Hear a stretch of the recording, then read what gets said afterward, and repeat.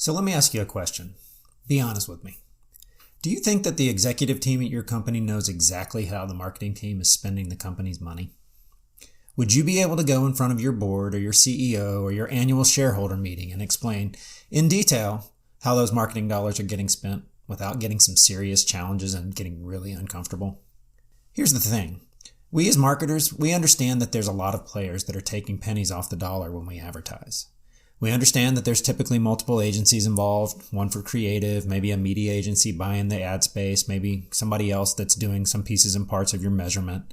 And we know that there's a cost for the publishers and platforms that run the ads. Maybe there's programmatic partners, the DSPs and SSPs of the world that get fees for making the market that brings buyers and sellers together.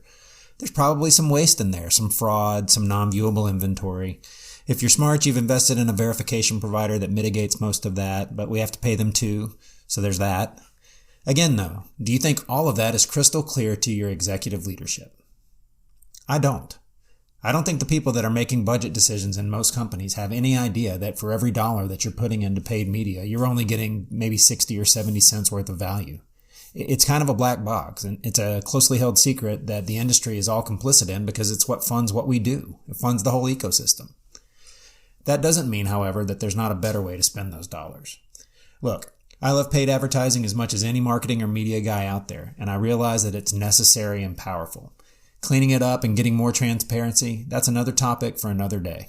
But why wouldn't you start with investing in capabilities that you own, infrastructure that pays off for this year and years to come, people that can do the heavy lifting from inside your organization rather than resources at a bunch of partners along the supply chain?